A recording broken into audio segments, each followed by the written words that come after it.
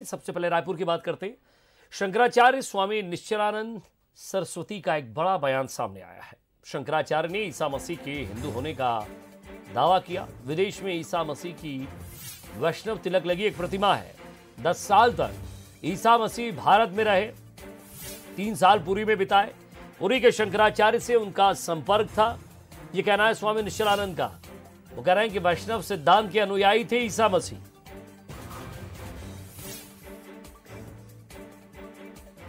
और हम मुसलमान क्रिश्चियन धर्म किसी से गिराते नहीं, हम तो मूल को पकड़ते हैं। सत्य को सनातनी वैदिक आर्य हिंदू थे। विदेश में ईसा मसीह जी का ही प्रतिमा है, वैष्णव तिलक लगाए। 10 वर्षों तक ईसा मसीह जी कहाँ रहे? गुप्त इतिहास भारत में रहे। 3 वर्षों तक 10 वर्ष की अवधि में पुरी में रहे। उनको प्रशिक्षण जो प्राप्त हुआ, ईसा मसीह जी के नाम पर प्रचार हो रहा है। ईसा मसीह 10 वर्षों तक भारत में रहे अज्ञातवास में, और 3 वर्षों तक 10 वर्षों की अवधि में पुरी में रहे। पुरी के शंकर से संपर्क उनका था। और अब इसको लेकर अलग अलग प्रतिक्रिया आ रही है। हमारे साथ स्टेट एडिटर आदित्य नामदेव जुड़ रहे हैं और साथ ही साथ उनके साथ है अरुण पन्नालाल, जो कि अध्यक्ष हैं छत्तीसगढ़ क्रिश्चियन फोरम के। आदित्य जी, जिस तरह से हम देख रहे हैं कि एक बड़ी बात, एक बड़ा बयान यहां शंकराचार्य ने दिया है, इसको लेकर अब रिएक्शन आना जरूर शुरू हो गए होंगे। बिल्कुल, देखिए जो बयान आया है वो बयान पूरे देश में सुर्खियां बटोर रहा है, क्योंकि पुरी के पीठाधीश हैं। अगर वो बयान दे रहे हैं और उस बयान के सबूत क्या है, मायने क्या है, क्योंकि शंकराचार्य का कहा हुआ वैसे भी पत्थर की लकीर है, ऐसा हिंदू समाज मानता है। मेरे साथ अरुण पन्नालाल जी हैं, मैं सीधा उनसे बातचीत करता हूं। निश्चलानंद सरस्वती जी ने बहुत साफ कहा है कि हिंदू धर्म को मानने वाले थे ईसा मसीह जी। 10 साल में 3 साल पुरी में उन्होंने बताया। वैष्णव के अनुयायी भी थे वो। क्या कोई प्रमाण है ऐसा जो उन्होंने कह रहे हैं? हमारे पास तो ऐसा कोई प्रमाण नहीं है, पर आदरणीय निश्चलानंद जी के बयान को हम लोग एक राजनीतिक बयान की दृष्टि से देख रहे हैं। ये कोई तथ्यों पर आधारित नहीं है, पहली बात। और दूसरी बात है कि ये धार्मिक बयान भी नहीं है। धार्मिक बयान की कुछ औचित्य होती है, कुछ सीमाएं होती हैं, उनको ना उल्लंघा जाए तो बहुत अच्छा है। तो इसको हम खाली इसको एक राजनीतिक बयान के तौर पे देख रहे हैं। कोई भी बयान जब दिया जाता है तो तथ्य आधारित होना चाहिए और साक्ष्य आधारित होना चाहिए। जब तथ्य और साक्ष्य आएंगे इनके बयान के, तो ईसाई समाज भी जरूर प्रतिक्रिया देगा।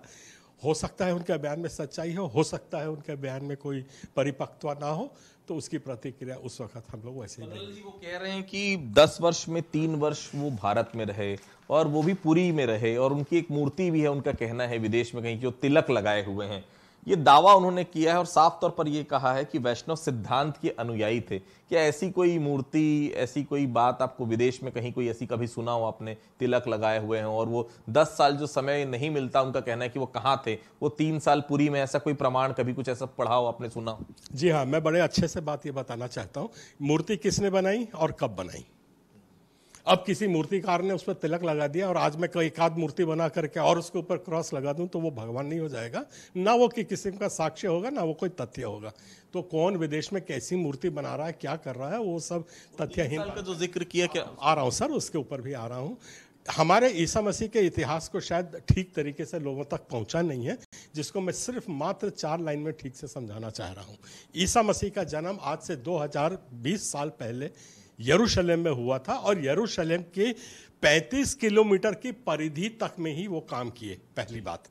और इसके ऊपर सब प्रमाण है, साइंटिफिक वैज्ञानिक प्रमाण से ये सब, क्योंकि 2000 साल का जो समय काल होता है, ऐसे इतिहास में कोई बहुत बड़ा समय काल नहीं होता है। सारे तथ्य जो है वो कार्बन डेटिंग और कई ऐसे मेथड्स हैं, सेटेलाइट वगैरह से, वो सब प्रमाण किया गया है। तो 2000 वर्ष पूर्व के समय काल में पहली तो बात ये है कि ईसा मसीह जब पैदा हुए तो, और उन्होंने जो काम शुरू किया वो 30 साल की उम्र में शुरू किया, और 33 साल की उम्र में उनका स्वर्गारोहण हो गया। उसके पहले का भी पूरा तथ्य है, वो कहीं छोड़ के गए नहीं, ना उनने प्रचार किया, ना कोई धर्म में किया, यहां तक कि उनने बोला मेरा समय अभी नहीं आया है। जब उनके पास कुछ लोग पहुंचे कि नहीं आप हमको धर्म के बारे में बताइए, तो उन्होंने कहा नहीं मेरा समय नहीं आया है। तो उस उनके पिताजी जो थे यूसुफ, वो एक कारपेंटर का काम करते थे, वो फर्नीचर बनाते थे, उनके साथ वो प्रमाण नहीं मात करते रहे। तो ये ऐसा कोई प्रमाण नहीं है कि वो जब वो वहां पे करते रहे। तो देखिए, क्रिश्चियन समाज ने पूरी तरह से विजय जी खारिज किया है निश्चलानंद सरस्वती जी के दावे को। अब वो दावे कितने पुख्ता हैं, क्या प्रमाण है उनके पास, ये तो आने वाला वक्त बताएगा। लेकिन एक राजनीतिक विषय को जरूर जन्म दे दिया है कि आखिर यहां पर आकर उनको ये क्यों कहना पड़ा कि ईसा मसीह जो हैं, यीशु मसीह जिनके नाम से हम जानते हैं जिन्हें, कि वो हिंदू धर्म से ताल्लुक रखते थे। फिलहाल ये तो बिल्कुल मैं आऊंगा आपके पास। तो अतीत आने वाले भविष्य के गर्भ में है कि आखिर वो क्यों कहते हैं, लेकिन इनका साफ तौर पर कहना है कि ये केवल पॉलिटिकल बयान है, उससे ज्यादा कुछ नहीं है। ये फिलहाल क्रिश्चियन समाज का यहाँ पर कहना है। नहीं तो इनकी कोई आपत्ति है क्या आदित्य जी? कोई आपत्ति है तो दर्ज कराएं, या केवल सिर्फ यहाँ से भी एक नॉर्मल बयान दिया जाएगा? इनकी कोई आपत्ति नहीं है उस चीज को लेके? जी कोई आपत्ति? हाँ नहीं, मुझको कोई आपत्ति नहीं है, सब कुछ बिल्कुल अच्छा है। मेरा सिर्फ इतना ये कहना है कि जो उनने बयान दिया है उसका तथ्य पेश करें, वो तो बात हमने कर दी है। और शुरू से ये बयान के पीछे जो मंशा है वो सनातन धर्म विरुद्ध ईसाई धर्म करने की कोशिश की जा रही है। ये हम आरोप लगा रहे हैं या ऐसा हम भांप रहे हैं।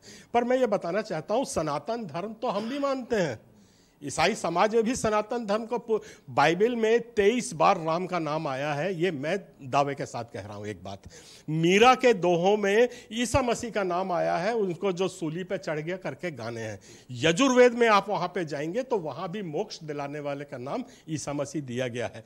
तो ये सब ऐसी बातें हैं जिसको ना आप जानते हैं ना हम जानते हैं। आप मनु को अपना सनातनी मानते हैं, हम आदम को अपना सनातनी मानते हैं, पर सनातनी तो कोई ना कोई तो है।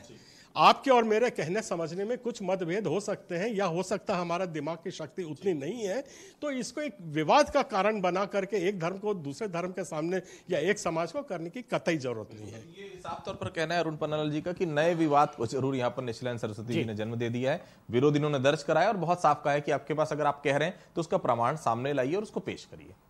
बाकी और अब बयान आया है आदित्य, तो लगातार कहीं ना कहीं अलग अलग बयान भी, राजनीतिक बयान भी इस पर जरूर आएंगे। हालांकि राजनीति में फिलहाल इस बयान की काट कोई नज़र नहीं आ रही, क्योंकि शंकराचार्य ने कहा है और इस बयान के खिलाफ कोई दूसरा बयान अभी आया नहीं है। और ना ही जिस तरह से आपके साथ जो अतिथि थे, महोदय थे, उनको कोई आपत्ति है जो कि मसीह धर्म से जुड़े हुए हैं। खैर, आपत्ति कोई दर्ज नहीं करा रहा है, लेकिन बातों में आपत्ति सबको है। बहुत बहुत शुक्रिया इस तमाम बातचीत के लिए।